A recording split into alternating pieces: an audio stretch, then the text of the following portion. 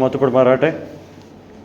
നമുക്ക് ഈ പുതിയ വർഷത്തിൽ നമ്മളുടെ വചന പഠനം തുടരുവാൻ ദൈവം ഒരവസരം നൽകി. ഇന്നത്തെ ചിന്തയ്ക്കായിട്ട് നമുക്ക് സെഫന്യാവിൻ്റെ പുസ്തകത്തിലേക്ക് തിരിയാം. നമ്മൾ ഇന്ന് ശ്രദ്ധിക്കുന്ന ഭാഗം 2-ാമത്തെ അധ്യായത്തിൻ്റെ 4 മുതൽ 15 വരെയുള്ള വാക്യങ്ങളാണ്. Zephaniah chapter 2 verse 4 to 15. അപ്പോൾ ഇന്നത്തെ സന്ദേശത്തിൻ്റെ തലക്കെട്ട് അത് ഇപ്രകാരമാണ്: God's declaration of judgement on pagan nations so that Israel will be prompted to come back to the Lord. Israel എന്നുള്ള ദേശം ദൈവഭാഗത്തേക്ക് തിരികെ വരുവാൻ വേണ്ടിയിട്ടുള്ള പ്രേരണ എന്ന രീതിയിൽ ദൈവം തൻ്റെ ന്യായവിധി അന്യജാതിക്കാരായിട്ടുള്ള ജനങ്ങളുടെ മേൽ പ്രഖ്യാപിക്കുന്നതായിട്ടാണ് നമ്മളിവിടെ കാണുന്നത്. 2-ാമത്തെ അധ്യായത്തിൻ്റെ 1 മുതൽ 3 വരെയുള്ള വാക്യങ്ങളിൽ നമ്മൾ കണ്ട കാര്യം, ദൈവം യഹൂദയെ ക്ഷണിക്കുകയാണ് ദൈവത്തെ അന്വേഷിക്കാൻ വേണ്ടിയിട്ട്. അതിനുശേഷം നമ്മൾ ഇനി കാണാൻ പോകുന്ന ഭാഗം 3-ാമത്തെ അധ്യായത്തിൻ്റെ 1 മുതൽ 7 വരെയുള്ള വാക്യങ്ങളാണ്.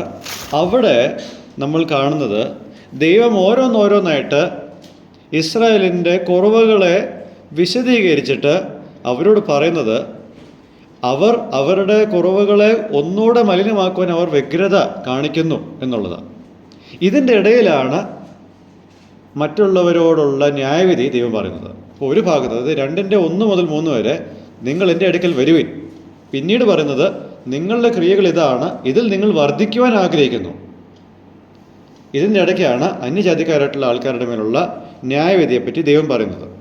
2-ാമത്തെ അധ്യായത്തിൻ്റെ 4 മുതൽ 15 വരെയുള്ള വാക്യങ്ങളിൽ 5 വ്യത്യസ്ത രാജ്യങ്ങളോടുള്ള ബന്ധത്തിൽ ദൈവം തൻ്റെ അരുളപ്പാട് അറിയിക്കുന്നുണ്ട്.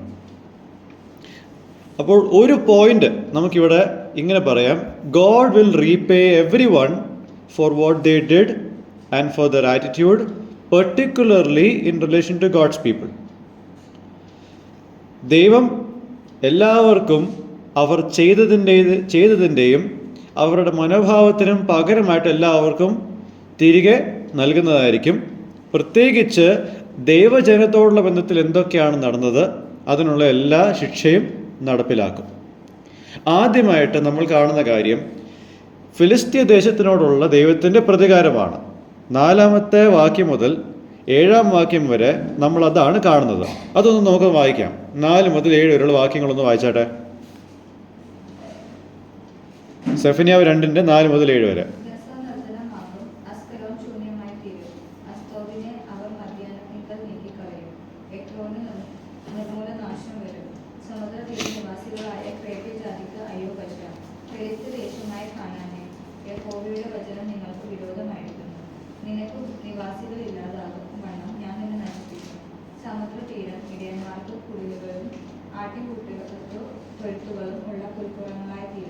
തീരപ്രദേശം യഹൂദാഗൃഹത്തിന്റെ ശേഷിപ്പിനാകും. അവർ അവിടെ നിൽക്കും. അസ്തവം വീടുകളിൽ അവർ വൈകുന്നേരത്ത് കിടന്നുറങ്ങും. അവരുടെ ദൈവമായ യഹോവ അവരെ സന്ദർശിച്ച് അവരുടെ സ്ഥിതി മാറ്റുന്നു. ഓക്കെ, നമ്മൾക്ക് വചനത്തിൽ നിന്നും വായിച്ചാൽ മനസ്സിലാവുന്നൊരു കാര്യം, നാളുകളായിട്ട് ഫിലിസ്തീയ ദേശം ദൈവജനത്തിന് ശത്രുക്കളായിട്ട് ജീവിക്കുന്ന ഒരു കാര്യം നമ്മളിവിടെ കാണും. ഇവരുടെ വേരുകളൊന്ന് തപ്പിപ്പോയാൽ മനസ്സിലാക്കാൻ സാധിക്കുന്നത്, ഫിലിസ്തീയർ ഹാമിൻ്റെ സന്തതിയിൽപ്പെട്ട ആൾക്കാരാണ്. ഉൽപ്പത്തി 10-ാമത്തെ അധ്യായത്തിൽ നമ്മളത് കാണുന്നുണ്ട്. യഹൂദയാകട്ടെ ഷേമിൻ്റെ വംശാവലിയിൽ നിന്ന്. അപ്പോൾ നോഹയുടെ 2 മക്കളിൽ നിന്നും വന്ന വംശാവലികളാണ്, ഒരു 2 ഗ്രൂപ്പ്സാണ് ഫിലിസ്തീയ ദേശവും ഇസ്രായേൽ ദേശവും. അപ്പോൾ ഷേമിൻ്റെ വംശം, അതായത് യഹൂദ ദേശം, അവരെപ്പറ്റി ദൈവം ആഗ്രഹിച്ചിരുന്നത് ഹാമിൻ്റെ മകനായ കനാൻ്റെ ദേശത്തെ കൈവശമാക്കണമെന്നുള്ളതാണ് ദൈവിക പദ്ധതി. 2 ജീനിയോളജീസ്, ഹാം ഇന്ന് കനാൻ, ഷേം ഇന്ന് യൂദ. യൂദയെ പറ്റിയുള്ള ദൈവത്തിൻ്റെ പദ്ധതി കനാൻ ദേശം കൈവശമാക്കണം. ന്യായാധിപന്മാരുടെ പുസ്തകത്തിൽ നിന്നും നമ്മൾ മനസ്സിലാക്കുന്നത്, ഇസ്രായേലിന് ദൈവം കൊടുത്ത ആ അതിർത്തി അല്ലെങ്കിൽ പ്രദേശങ്ങൾ മുഴുവനായിട്ടും കൈവശപ്പെടുത്താൻ അവർക്ക് സാധിച്ചിരുന്നില്ല. കനാനിലെ ആൾക്കാരെ ഓടിക്കുവാൻ അവർക്ക് കഴിഞ്ഞിരുന്നില്ല എന്നുള്ളത് പല ആവർത്തി നമ്മൾ കാണുന്നൊരു കാര്യമാണ്. അതുകൊണ്ട് ഉൽപ്പത്തി 15 ദൈവം അവർക്ക് കൊടുത്ത ആ ഒരു അതിർത്തി പ്രദേശത്തിനേക്കാൾ ചുരുങ്ങിയ സ്ഥലത്തിലാണ് അവർ ന്യായാധിപന്മാരുടെ പുസ്തകത്തിൽ ജീവിക്കുന്നത്. പിന്നീട് എന്താ സംഭവിച്ചത്? കനാന്യർ, പ്രത്യേകിച്ച് ഫിലിസ്തീയ ദേശം, ഇസ്രായേൽ പാർത്തിരുന്ന ചില ദേശത്തെ അവർ കൈവശമാക്കി. ഇസ്രായേൽ നേരത്തെ ചെയ്യേണ്ടത് ചെയ്യാത്തതുകൊണ്ട് പിന്നീട് ഫിലിസ്തീയ ദേശം ഇസ്രായേൽ കൈവശമാക്കിയ ദേശത്തിൽ നിന്നും ചിലത് അവർ കൈവശപ്പെടുത്തി. ഫിലിസ്തീയ ദേശത്തിൻ്റെ മേലുള്ള ദൈവകോപത്തിൻ്റെ അല്ലെങ്കിൽ ന്യായവിധിയുടെ പശ്ചാത്തലമാണ് ഞാൻ ഈ പറഞ്ഞതെല്ലാം. ഇത്ര മനസ്സിലാക്കണം ഇത് വായിക്കുന്നതിന് മുമ്പ്. ഇല്ലെങ്കിൽ കഥ അറിയാതെ ആട്ടം കാണുന്ന പോലെ ആയിരിക്കും. പലപ്പോഴും പ്രവചന പുസ്തകങ്ങൾ നമ്മൾ വായിക്കുമ്പോൾ, യോന ഒഴികെ ബാക്കിയെല്ലാം വായിക്കുമ്പോൾ അതാണ് നമ്മൾ ചിന്തിക്കുന്നത്. We don't know what's the context. പക്ഷേ കോണ്ടെക്സ്റ്റ് അല്ലെങ്കിൽ പശ്ചാത്തലം അറിഞ്ഞാൽ മാത്രമേ ഇതിൻ്റെ പൊരുൾ, ദൈവം നമ്മളോട് സംസാരിക്കുന്നത് എന്താണെന്ന് അറിയാനുള്ള ഒരു സാഹചര്യം നമുക്കുണ്ടാവുന്നുള്ളൂ. 4-ാമത്തെ വാക്യത്തിൽ മെഡിറ്ററേനിയൻ കടൽ തീരത്ത് സ്ഥിതി ചെയ്യുന്ന 4 പട്ടണങ്ങളുടെ പേരുകൾ നമുക്കിവിടെ കാണാൻ സാധിക്കും. Gaza, Ashkelon, Ashdod, Ekron. Gaza എന്നുള്ള പേര് വായിക്കുമ്പോൾ, പ്രത്യേകിച്ച് 4-ാമത്തെ വാക്യത്തിൻ്റെ ആദ്യത്തെ ഭാഗത്ത് വായിക്കുമ്പോൾ, ഇന്ന് ഗാസയിൽ സംഭവിക്കുന്ന കാര്യമായിട്ട് ഇതിനെ ചേർത്ത് വായിക്കരുത്. പല ആൾക്കാരുണ്ട്, പത്രം ഒരു ഭാഗത്ത്, ബൈബിൾ വേറെ ഭാഗത്ത്, ഗാസ ഇവിടെ, ഗാസ ഇവിടെ, ഇതാണ് നടക്കുന്നത് എന്ന് പറഞ്ഞുള്ള മണ്ടത്തരം ഇന്നത്തോടെ നിർത്തിക്കോണം. അതല്ല, ഇവിടെ പറഞ്ഞിരിക്കുന്ന കാര്യം ഇന്ന് നടക്കുന്ന കാര്യത്തെ പറ്റി അല്ല പറയുന്നത്. അത് ശ്രദ്ധിക്കണം. ഫിലിസ്തീയ ദേശത്തിൻ്റെ ഒരു മാപ്പ് എടുത്ത് നോക്കിയാൽ സൗത്ത് ടു നോർത്ത് ഓർഡറിലാണ് ഈ പേരുകളെല്ലാം എഴുതപ്പെട്ടിരിക്കുന്നത്. എന്ന് വെച്ചാൽ ഗാസ വരുന്നത് ഏറ്റവും സൗത്ത് ഭാഗത്താണ്, എക്രോൺ വരുന്നത് മോൾ ഭാഗത്താണ്. ഓക്കെ, അത് നമ്മൾ മനസ്സിലാക്കണം. പിന്നെ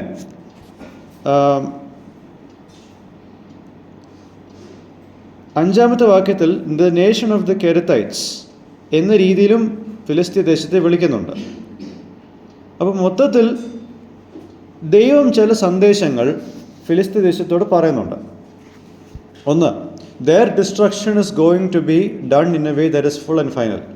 പൂർണ്ണമായുള്ള രീതിയിലാണ് ഇവരുടെ നാശത്തെ ദൈവം പൂർത്തീകരിക്കുവാൻ നോക്കാൻ പോകുന്നത്. ഈ വായിച്ചിരിക്കുന്ന ഈ ഒരു പ്രസ്താവനയിൽ എന്താണ് നമ്മൾ കാണുന്നത്? The judgment on the Philistines is so that they are wiped out completely without any possibility of emerging again as a nation. ഫിലിസ്തീയ ദേശം ഇനിയും ഒരു രാജ്യമായിട്ട് വരാതിരിക്കുവാൻ മാത്രം ഒരു സമ്പൂർണ്ണമായിട്ടുള്ളൊരു ഉന്മൂലനമാണ് ദൈവം ഇവിടെ പറയുന്നത് അവരോട്. എന്നിട്ട് ദൈവം പറയുന്ന 2-ാമത്തെ കാര്യം, God will cause the remnant of Judah to inhabit the areas that belong to the Philistines. ഫിലിസ്തീയ ദേശത്തിൽ ആയിരുന്ന പ്രദേശങ്ങളിൽ യഹൂദ ദേശത്തിൻ്റെ ശേഷിപ്പിനെ അവിടെ താമസിപ്പിക്കും എന്ന് പറയുന്നുണ്ട്. നമ്മളിവിടെ കാണേണ്ട ഒരു കാര്യം, ദൈവം ഇവിടെ പാർഷ്യാലിറ്റി, പക്ഷാഭേദം കാണിക്കുന്നില്ല യഹൂദയോട്, അല്ലെങ്കിൽ ഫിലിസ്തീയ ദേശത്തോട് കൂടുതൽ ക്രോധം കാണിക്കുന്നില്ല. What ever God does alliance with his justice perfectly. ദൈവം ഇവിടെ ചെയ്യുന്ന എന്ത് കാര്യവും തൻ്റെ നീതിയോട് ചേർന്ന് പോകുന്ന രീതിയിലാണ് ദൈവം എല്ലാം ചെയ്യുന്നത്. ഫിലിസ്തീയ ദേശത്തിൻ്റെ ആ പ്രദേശത്തെ യഹൂദയുടെ ശേഷിപ്പിന് കൊടുക്കും.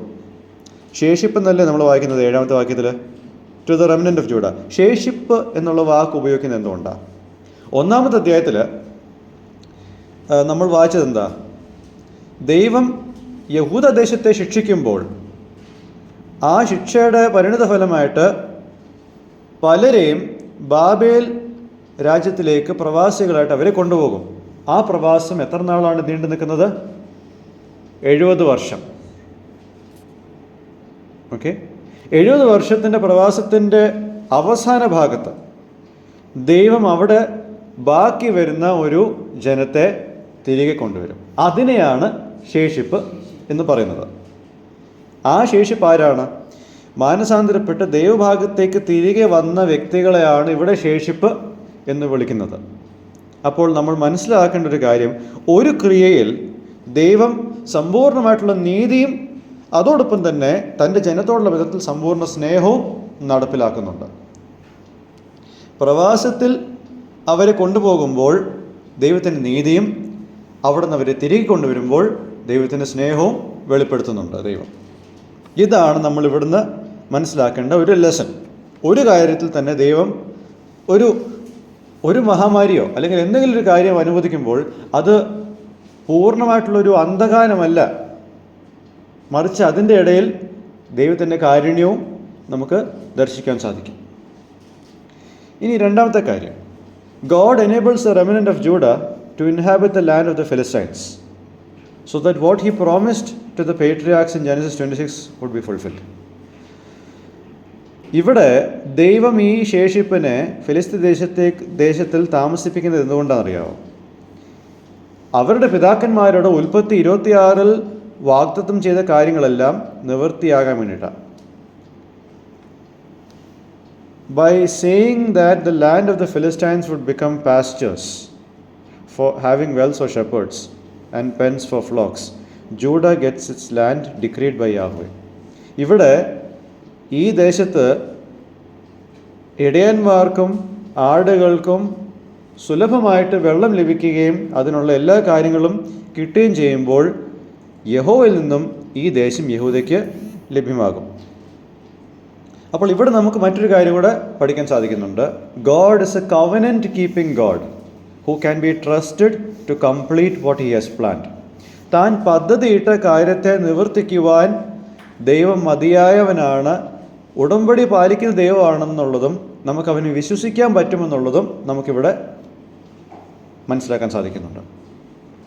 മൂന്നാമതായിട്ട്, God's care for Judah involves a restoration of their fortunes. അവർക്ക് നഷ്ടപ്പെട്ടു പോയ കാര്യങ്ങളെല്ലാം തിരികെ ലഭ്യമാക്കുന്ന ഒരു കാര്യമാണ് നമുക്കിവിടെ യഹൂദ ദേശത്തോടുള്ള ബന്ധത്തിലുള്ള ദൈവത്തിൻ്റെ കരുതലിനെ പറ്റി നമുക്ക് കാണാൻ സാധിക്കുന്നത്. ഇനി അടുത്ത ദേശത്തോടുള്ള ദൈവത്തിൻ്റെ പ്രതികരണം 8-ാം വാക്യം മുതൽ 11-ാം വാക്യം വരെ നമുക്ക് ശ്രദ്ധിക്കാം. God repays the Moabites and the Ammonites. മോബിയരോടും അമ്മോനിയരോടുമുള്ള തൻ്റെ പ്രതികാരം എന്താണെന്നുള്ളത് നമുക്ക് വായിക്കാം. 8 മുതൽ 11 വരെ ഒന്ന് വായിച്ചാട്ടെ.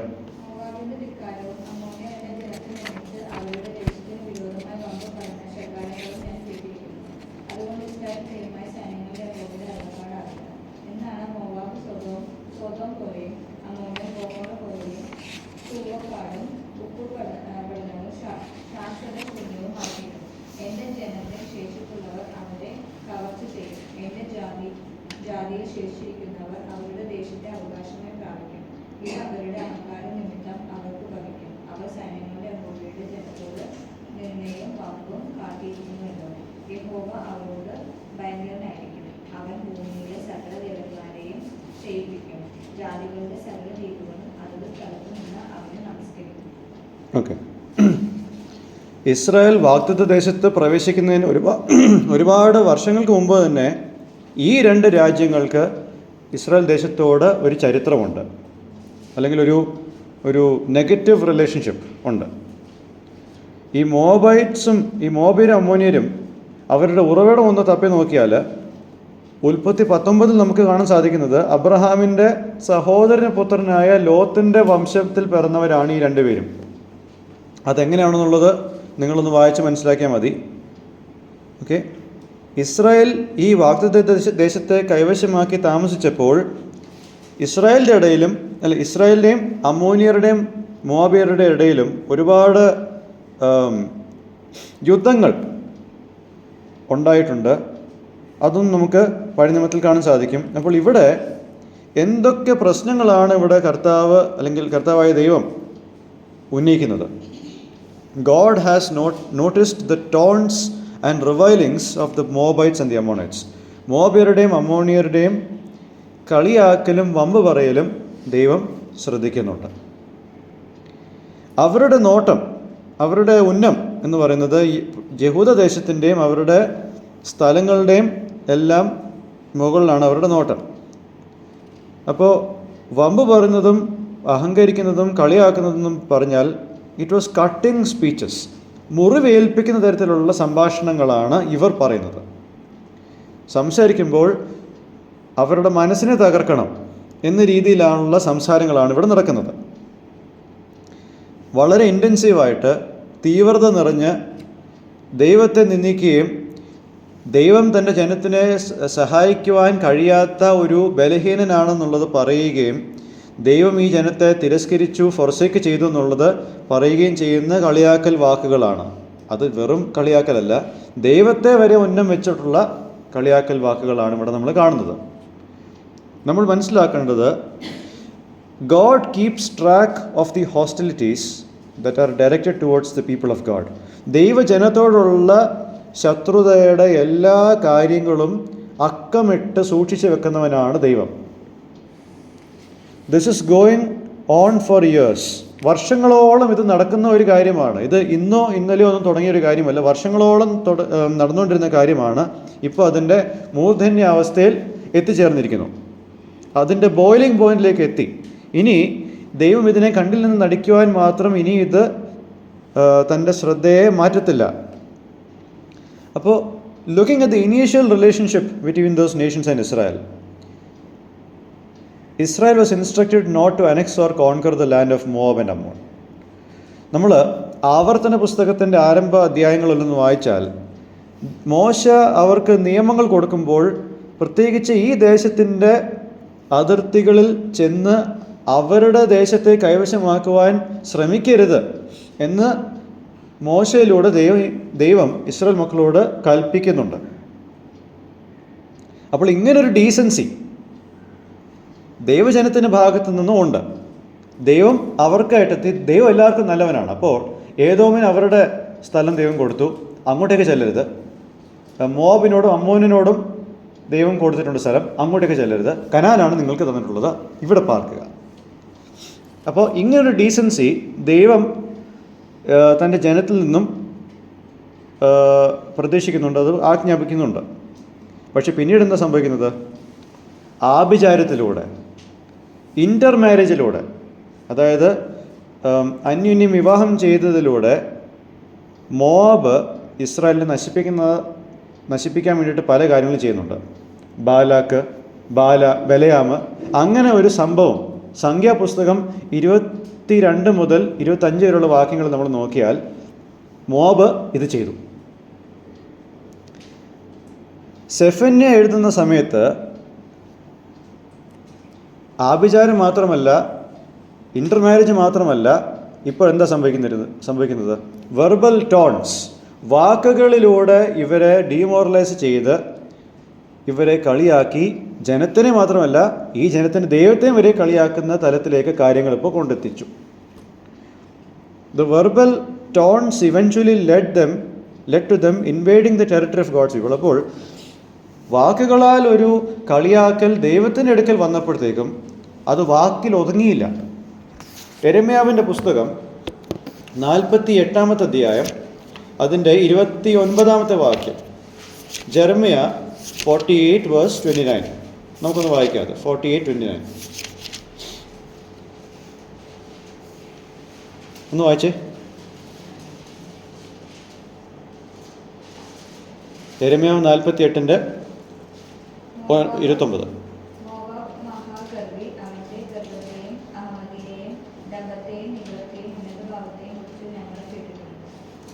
ഓക്കെ, 30-ാമത്തെ വാക്യം കൊണ്ടൊന്ന് വായിക്കാം.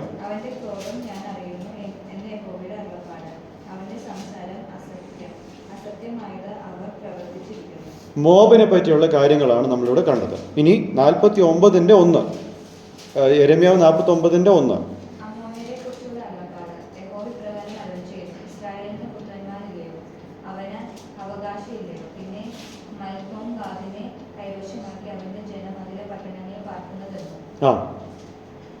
വാക്കുകൾ കൊണ്ടുള്ള കളിയാക്കലും വമ്പ് പറച്ചിലും പിന്നെ എങ്ങോട്ടാണ് കൊണ്ടെത്തിച്ചത്? വാക്കുകളിൽ പറഞ്ഞ കാര്യം പ്രാവർത്തികമാക്കാൻ ഇവർ നോക്കി. അപ്പോൾ ഇവരുടെ അധിനിവേശം അല്ലെങ്കിൽ കയ്യേറ്റം എന്നുള്ളത് പതിയെ പതിയെ ദൈവം ക്ഷമിക്കും തോറും ഇങ്ങനെ കയറി വരിക. അതാണ് ഇവിടെ നടക്കുന്നത്. ഇനി ഈ അഹങ്കാരത്തിൻ്റെയും കളിയാക്കലിൻ്റെയും അധിനിവേശത്തിൻ്റെയും റൂട്ട് കോസ്, മൂലകാരണം എന്താണ്? അതിലേക്ക് നമുക്ക് തിരികെ വരാം. ഈ സെഫന്യാവിൻ്റെ പുസ്തകം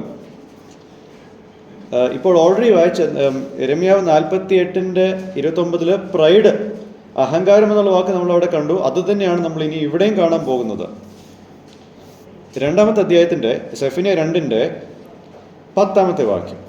this they will have in return for their pride. അവരുടെ അഹങ്കാരത്തിന് പകരമായിട്ട് അവർക്ക് ഇത് ലഭ്യമാകും.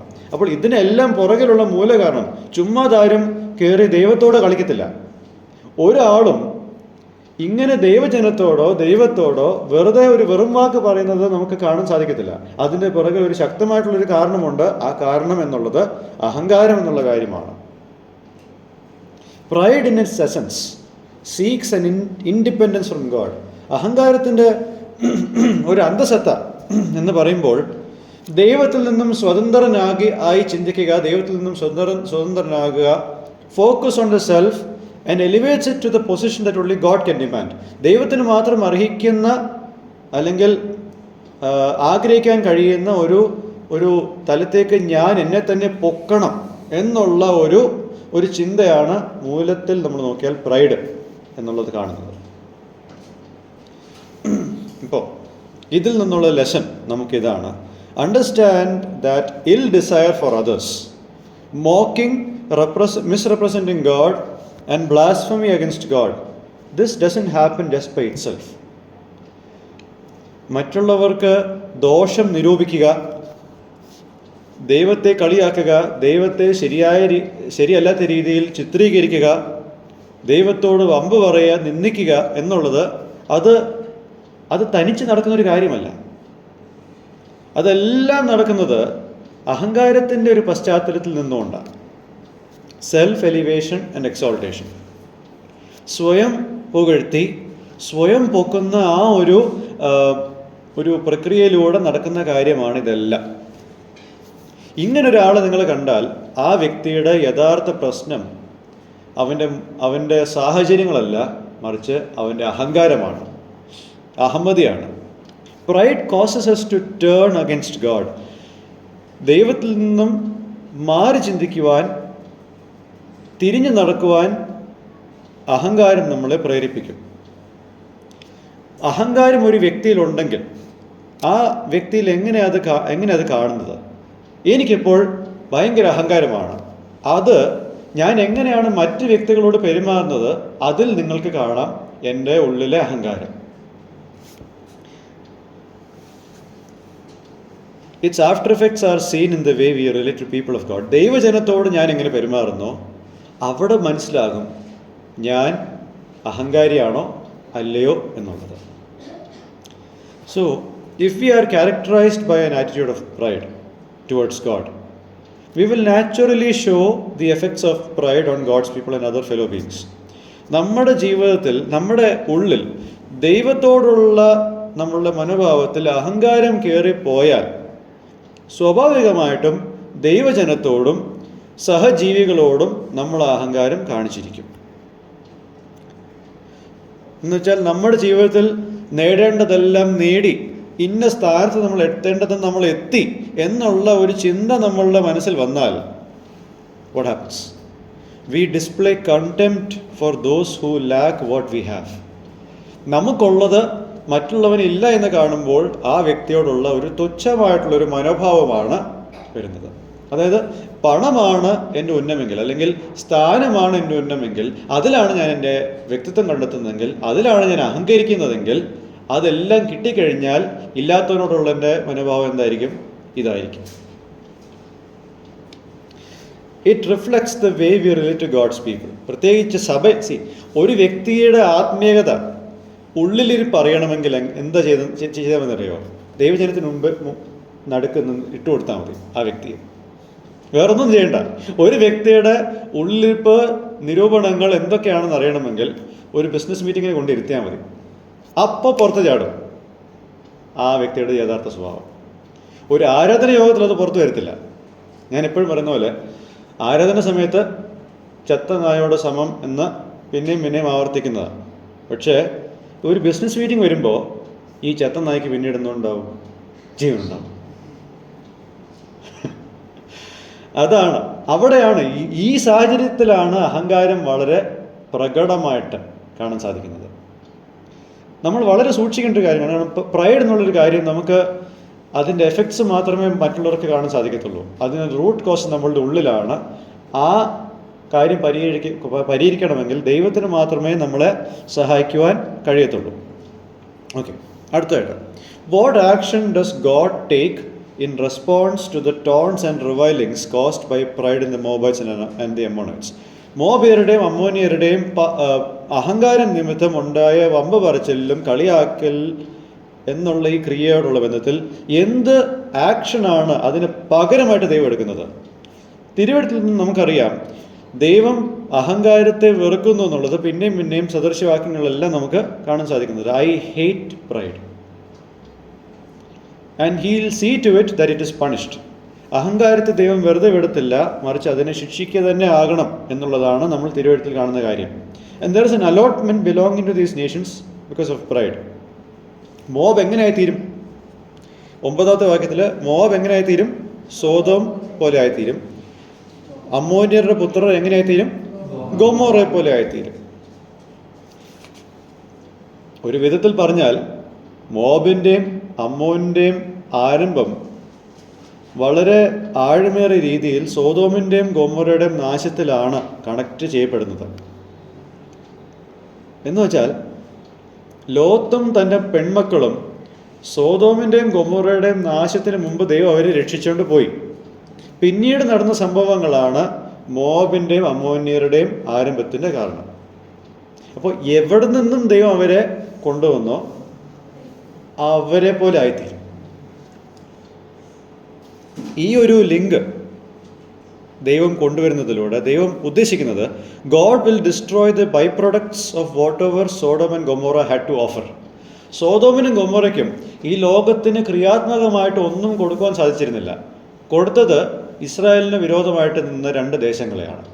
ആ 2 ദേശങ്ങളാണ് ഈ ബൈ പ്രൊഡക്ട്സ്. അതിനെയും കൂടെ നശിപ്പിക്കും ദൈവം. പിന്നെ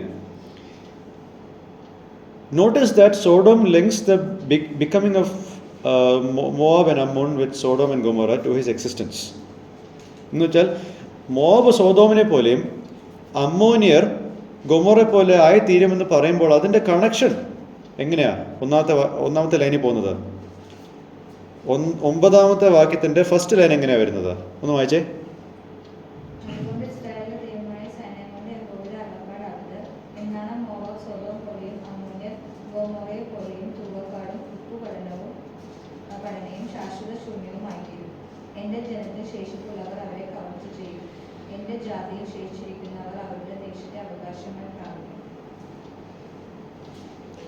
വേറൊന്നുമില്ല. ഇംഗ്ലീഷിൽ therefore as I live, ഞാൻ ജീവിച്ചിരിക്കുമ്പോൾ ഇതൊക്കെ ചെയ്യും എന്നുവെച്ചാൽ തൻ്റെ അസ്തിത്വത്തോട് ബന്ധപ്പെടുത്തിയാണ് ഈ ശിക്ഷാവിധിയെ ദൈവം പ്രഖ്യാപിക്കുന്നത്.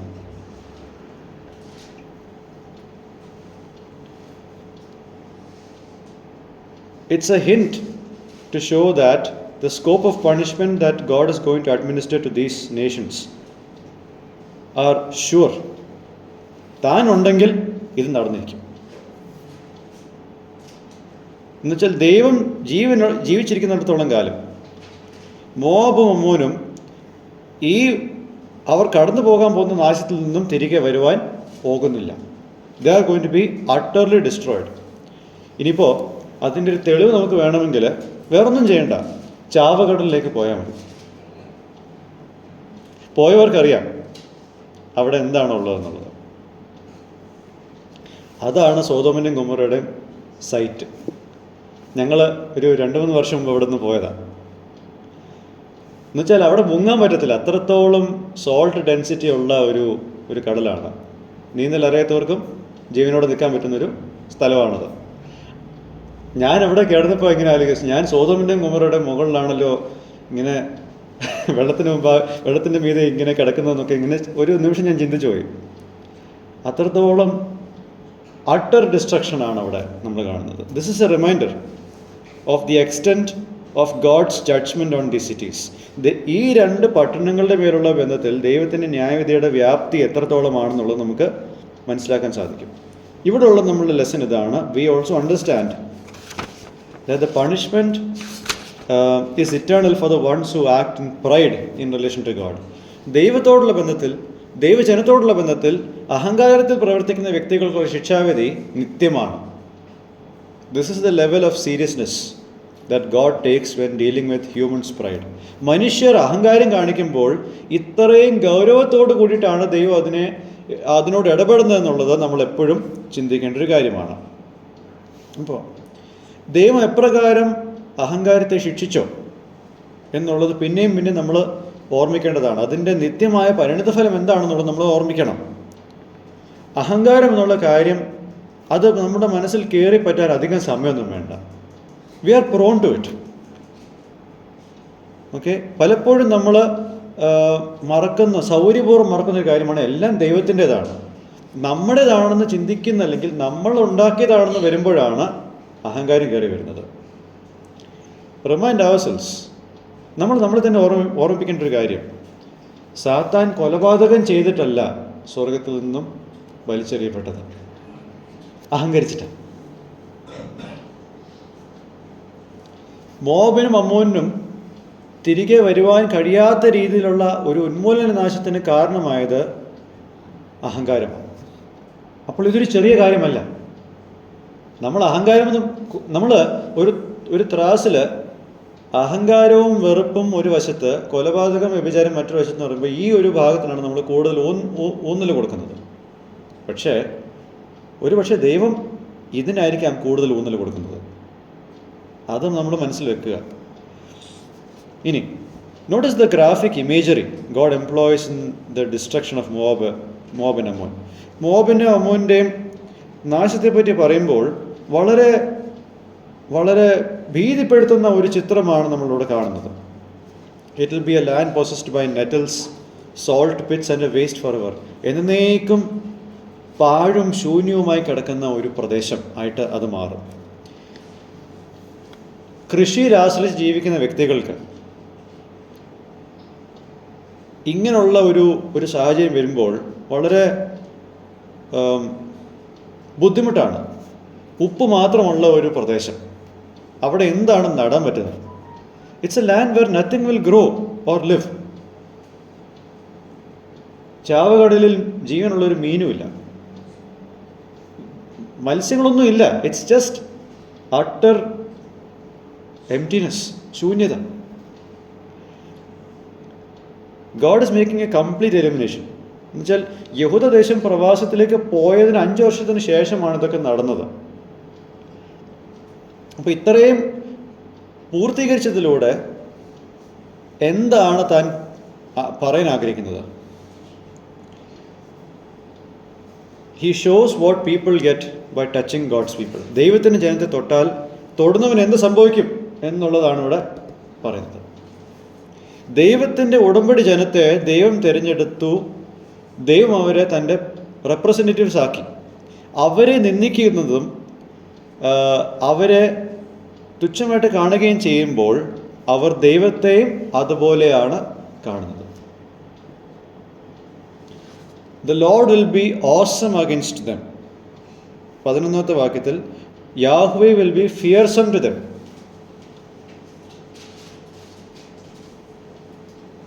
മോബിനും അമ്മോനും ഒരുപാട് ദേവീദേവന്മാരുണ്ടായിരുന്നു. കീമോഷ്, മിൽക്കോം മുതലായ അനേകം ദേവീദേവന്മാർ. അവരൊന്നും ഇസ്രായേലിൻ്റെ ദൈവത്തിന് തുല്യരല്ല. അവരുടെ എതിരാളികളുടെ ഉള്ളിൽ ഒരു ഭീതിയാണ് ദൈവം ഇനി വളർത്താൻ പോകുന്നത്. പിന്നെ ഭൂമിയിലുള്ള എല്ലാ ദേവന്മാർക്കും എന്താ സംഭവിക്കുന്നത്? ക്ഷയിച്ചു പോകും. എന്നുവെച്ചാൽ ഇംഗ്ലീഷിൽ he will starve all the gods of the earth.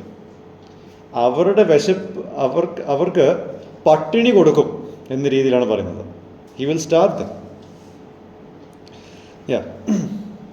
He will cause them to waste away to show their inability to be gods. ഒരു വ്യക്തിയെ പട്ടിണിക്ക് ഇരുത്തിയാൽ അവൻ്റെ ബലം ക്ഷയിച്ചു പോകുന്ന പോലെയാണ് ഇവിടെ നടക്കുന്നത്. So he does it so that in whatever nation he destroyed their idols, he will be worshipped by those very same nations. ഏതൊക്കെ രാജ്യങ്ങളുടെ വിഗ്രഹത്തെ ദൈവം തകർത്തുടച്ചോ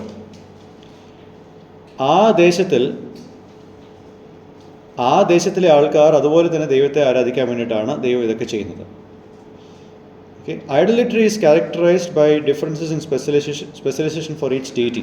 അന്നത്തെ ലോകത്ത്, അന്ന് മാത്രമല്ല ഇന്നും, ഓരോ ഡിപ്പാർട്ട്മെൻറ്റിനും ഓരോ ദൈവവും ഓരോ വിഗ്രഹങ്ങളുള്ള ഒരു കാലഘട്ടമാണ് അന്നും ഇന്നും. അപ്പോൾ വിഗ്രഹങ്ങൾക്കും മറ്റ് ദൈവങ്ങൾക്കും മനുഷ്യരുടെ കൈകളാലുള്ള ഒരു പുലർത്തൽ, നറിഷ്മെൻറ്റ് വേണം. അപ്പോൾ ഇതുപോലുള്ള ദൈവങ്ങൾ ആപത്ഘട്ടത്തെ ഒന്നും സഹായിക്കത്തുമില്ല. അതിൻ്റെ പുറകെയാണ് യൂദ ഓടിപ്പോകുന്നത്. അപ്പോൾ ദൈവം മോവാബിനെ അമ്മോനെയും ശിക്ഷിക്കുമ്പോൾ ഇതിലെ വിരോധാഭാസം എന്നറിയോ? ഈ ദൈവങ്ങളുടെ പുറകെയാണ് യഹൂദദേശവും പോകുന്നത്. അപ്പോൾ ദൈവം ഒരു ന്യായവിധി അവർക്ക് കൊടുക്കുമ്പോൾ അവരുടെ ദൈവത്തിന് അവരെ രക്ഷിക്കാൻ കഴിയത്തില്ല. അങ്ങനെ നിസ്സഹായരായ ദൈവങ്ങളുടെ പുറകെയാണ് യഹൂദൻ പോകുന്നത്. അതാണ് ഇവരോട് പറയാൻ ശ്രമിക്കുന്നത്. So Judah must understand the vulnerability of what they are running after. അവർ എന്തിൻ്റെ പുറകെയാണ് ഓടുന്നത്? അതിൻ്റെ പുറകെ ഓടുന്നവരെ അത് രക്ഷിക്കുന്നില്ല. പിന്നെ എന്തിനാണ് നിങ്ങൾ ഓടുന്നത്? അവരുടെ ദൈവം, യഹൂദയുടെ ദൈവം സർവശക്തിമാനും മറ്റാരെയും തൻ്റെ ജീവന് വേണ്ടിയിട്ട് ആശ്രയിക്കാത്തൊരുവനാണ്. എല്ലാ സൃഷ്ടിയുടെ എല്ലാ ഭാഗത്തും താൻ ദൈവമാണ്. ഇങ്ങനെയുള്ള ദൈവത്തെ വിട്ട് കളഞ്ഞിട്ടാണ് ഇവർ ദൈവമല്ലാത്തതിന് പുറകെ പോകുന്നത്. See, we need to have a right understanding from God to turn away from pride and idolatry. വിഗ്രഹാരാധനയിൽ നിന്നും അഹങ്കാരത്തിൽ നിന്നും തിരിഞ്ഞു മാറണമെങ്കിൽ ആദ്യം നമുക്കുണ്ടാവേണ്ടത് ദൈവത്തെ പറ്റിയുള്ള ശരിയായ അണ്ടർസ്റ്റാൻഡിംഗ് ആണ്. അത് നടക്കാത്തിടത്തോളം കാലം ഒരു അഹങ്കാരിയായൊരു വ്യക്തി, ആ വ്യക്തിയുടെ ബൈബിൾ വായന വെറും ഒരു ബാലരമ വായിക്കുന്ന പോലെയാണ്. ബാലരമ വായിക്കും, പത്രം വായിക്കും, വിടും. എന്നാൽ അഹങ്കാരം ലെവലേശമില്ലാത്ത വിനയത്താൽ ക്യാരക്ടറൈസ് ചെയ്യപ്പെടുന്ന വ്യക്തിയുടെ ബൈബിൾ വായന എങ്ങനെയാണെന്നറിയോ? അത് വെറും വായിക്കുന്നതല്ല. That's not just reading. അവനതിൽ ധ്യാനിക്കുകയും ചിന്തിക്കുകയും അത് റിഫ്ലക്റ്റ് ചെയ്യുന്ന ഒരാളാണ്. അപ്പോൾ ദൈവത്തിനെ പറ്റി റിഫ്ലക്റ്റ് ചെയ്യുന്ന ഒരാൾക്ക് ഒരിക്കലും, അല്ലെങ്കിൽ ദൈവത്തെ ശരിയായ രീതിയിൽ ധ്യാനിക്കുന്ന ഒരാൾക്ക് ഒരിക്കലും ഒരു അഹങ്കാരിയായിട്ട് തുടരാൻ സാധിക്കത്തില്ല. അത് അങ്ങനെയാണ്. It is inversely connected. അഹങ്കാരിയായിട്ടുള്ളൊരു ആ വ്യക്തിയുടെ പ്രാർത്ഥന ജീവിതവും ബൈബിൾ വായനയും വളരെ വളരെ താഴെയാണ്. നേരെ മറിച്ച് വിനയത്താൽ ജീവിക്കുന്ന ഒരു വ്യക്തി, സൗമ്യതയിൽ ജീവിക്കുന്ന ഒരു വ്യക്തിയുടെ ബൈബിൾ വായന വെറും വായനയല്ല, അത് ജീവിതത്തിലേക്ക് എടുക്കുവാനും പ്രാവർത്തികമാക്കുവാനുമുള്ള ഒരു താഴ്മയാൽ ക്യാരക്ടറൈസ് ചെയ്യപ്പെട്ട ഒരു രീതിയാണ്.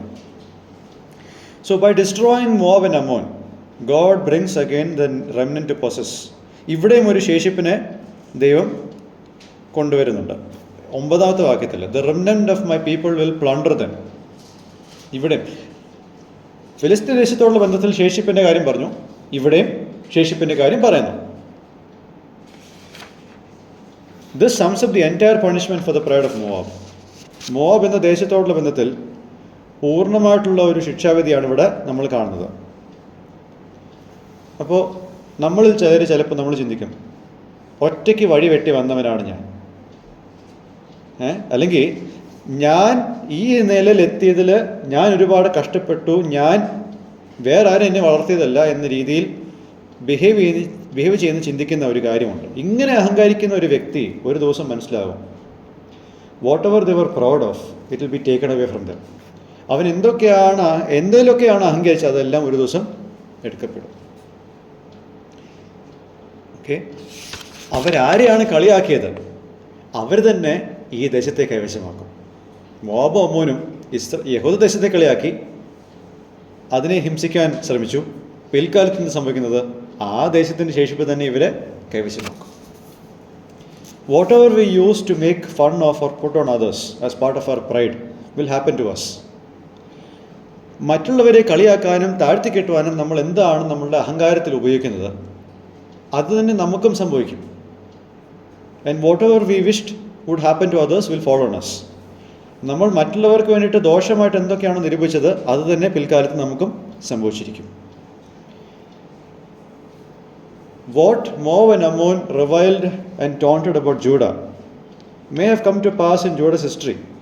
മോബും അമ്മോനും ഒരു സമയത്ത് യഹൂദയെ പറ്റി ദോഷമായിട്ട് നിരൂപിച്ചത് ഒരു സമയത്തേക്ക് യഹൂദയുടെ ജീവിതത്തിൽ സംഭവിച്ചു. അവരുടെ പ്രവാസം നടന്നു. പക്ഷേ ദൈവം അതിനെ തുടരുവാൻ അനുവദിക്കുന്നില്ല. ശേഷിപ്പിനെ ദൈവം തിരികെ കൊണ്ടുവന്നു. അവർ മോവാബിൻ്റെ അമ്മോന്യൻ ദേശത്തെ കൈവശമാക്കുന്നു. അപ്പോൾ ചില സമയങ്ങളുണ്ട് നമ്മളോട് ശത്രുതയുള്ള ആൾക്കാർ, അവർ നമ്മളോട് തിന്മ ആഗ്രഹിക്കുന്ന ആൾക്കാരുണ്ട്. ചിലപ്പോൾ അവരുടെ ആഗ്രഹങ്ങളെ ദൈവം അനുവദിക്കുവാൻ സമ്മതിച്ചു കൊടുക്കും. യോബ് തന്നെ അതിൻ്റെ ഒരു ഉദാഹരണമാണ്, അല്ലേ? അപ്പോൾ അത് ചിലപ്പോൾ സംഭവിക്കും. പക്ഷേ അതൊക്കെ സംഭവിക്കുമ്പോൾ അതിനൊരു പ്രത്യേക കാരണമുണ്ടാവും. യോസേഫിൻ്റെ കാര്യത്തിലും സഹോദരന്മാർ വട്ടം ചുറ്റി അവനെ കിണറ്റിലേക്ക് ഇട്ട് പിന്നെ വിറ്റ്, അതിനെല്ലാം ദൈവം അനുവാദം കൊടുത്തു. പക്ഷെ അതിൻ്റെ പിന്നിൽ ഒരു വലിയ പർപ്പസ് ഉണ്ടായിരുന്നു. യോബിൻ്റെ കാര്യത്തിലും അതെ, ഇവിടെ അത് തന്നെയാണ്. അപ്പോൾ വിശ്വാസ ജീവിതം എന്ന് പറയുമ്പോൾ നമുക്ക് ശത്രുക്കളില്ല എന്നൊന്നും പറയാൻ പറ്റത്തില്ല. ഒരുപക്ഷെ ശത്രുക്കൾ നമ്മളുടെ സ്വന്തം സ്ഥലം സഭയിലുള്ളതായിരിക്കും ഏറ്റവും വലിയ ശത്രു. പുറമെ നിന്നുള്ള ശത്രുക്കളെ നമുക്ക് എങ്ങനെയെങ്കിലും ഹാൻഡിൽ ചെയ്യാം. ഈ കള്ള സഹോദരന്മാരുള്ള ആപത്ത് എന്നുള്ളത് പൗലോസ് പറയുന്നുണ്ട് 2 കൊരിന്ത്യരിൽ. അതാണ് നമുക്ക് ഹാൻഡിൽ ചെയ്യാൻ പറ്റാത്ത വളരെ വലിയ ഒരു ചലഞ്ച്, വെല്ലുവിളി. പക്ഷെ അങ്ങനെയുള്ള ഒരു വെല്ലുവിളി വരുമ്പോൾ അവരുടെ ചില തിന്മയിൽ നിറഞ്ഞ ആഗ്രഹങ്ങൾ ചിലപ്പോൾ നടന്നു എന്ന് വരാം. ദൈവം അതിന് അനുവദിച്ചെന്ന് വരാം. പക്ഷേ അതെല്ലാം ചെയ്യുന്നതിനൊരു പ്രത്യേക കാരണമുണ്ട്. അതിന് ദൈവം അനുവാദം തന്നിട്ടുമുണ്ട്. അത് അക്സെപ്റ്റ് ചെയ്യുക എന്നുള്ളതല്ലാതെ വേറെ മാർഗ്ഗമില്ല നമുക്ക്. സോ ഒരു കൺക്ലൂഷനായിട്ട്, ദൈവത്തിൻ്റെ ശ്രദ്ധയിൽ നിന്ന് മാറിപ്പോകാത്ത ഒരു പാപം ദൈവത്തിൻ്റെ ശ്രദ്ധയിൽ നിന്ന് മാറിപ്പോകത്തില്ല. പ്രത്യേകിച്ച് അഹങ്കാരം. നമ്മളുടെ ദുഷ്ടത നിറഞ്ഞ വഴികളും ദൈവജനത്തോടുള്ള ബന്ധത്തിലുള്ള തിന്മയായിട്ടുള്ള ജീവിതത്തിനും കാരണമായി തീരുന്നതാണിത്.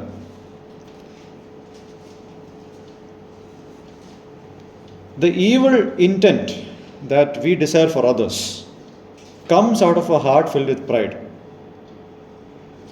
അഹങ്കാരത്താൽ നിറയപ്പെടുന്ന ഒരു ഹൃദയത്തിൽ നിന്നാണ് മറ്റുള്ളവരോട് ദോഷം നിരൂപിക്കാനുള്ള ഒരു പ്രേരണയായി മാറുന്നത്. And God makes sure that He will judge it with eternal implication. നിത്യമായിട്ടുള്ള ഒരു വീക്ഷണത്തിൽ നിന്നുകൊണ്ട് ദൈവം ഇതിനെ ശിക്ഷിക്കുമെന്നുള്ള കാര്യത്തിൽ ദൈവം ഇവിടെ യാതൊരു കോംപ്രമൈസും ചെയ്യുന്നില്ല. പിന്നെ നമ്മൾ ആരെയുടെയെങ്കിലും അഹങ്കാരത്തിൽ ദുഷ്ടത നിരൂപിച്ചാൽ അത് നമ്മളുടെ മുകളിൽ തന്നെ പിൽക്കാലത്ത് വന്നിരിക്കും. അപ്പോൾ അഹങ്കാരവും വിഗ്രഹാരാധനയും മറികടക്കണമെങ്കിൽ ശരിയായ രീതിയിൽ ദൈവത്തെ പറ്റി അറിയണം. ബൈബിൾ പറയുന്ന ദൈവം ഉടമ്പടി പാലിക്കുന്ന, വാഗ്ദത്തങ്ങളെ നിറവേറ്റുന്ന ദൈവമാണ്. ആ ദൈവത്തെ ശരിയായിട്ട് അറിയണം. ഈ ദൈവം, സർവാധികാരിയായ ദൈവം, നമ്മളുടെ ശത്രുക്കളുടെ ആഗ്രഹങ്ങൾ ചിലപ്പോൾ അനുവദിച്ചു കൊടുത്തു എന്ന് വരാം. പക്ഷെ ആ അനുവാദത്തിലും ദൈവത്തിൻ്റെ ഒരു കരുതലുണ്ട്. അതെപ്പോഴും നമ്മൾ ഓർക്കേണ്ടതാണ്. ഈ ഭാഗം തീർന്നിട്ടില്ല. നമ്മൾ ഇന്ന് വായിച്ചു നിർത്തിയത് 11-ാം വാക്യം വരെയാണ്. നമുക്കിനിയും ബാക്കി വരേണ്ടത് 2-ാമത്തെ അധ്യായത്തിൻ്റെ 11 മുതൽ 15 വരെയുള്ള വാക്യങ്ങൾ. അത് നമുക്ക് ദൈവം എന്ന് വെച്ചാൽ അടുത്ത തവണ ചിന്തിക്കാം.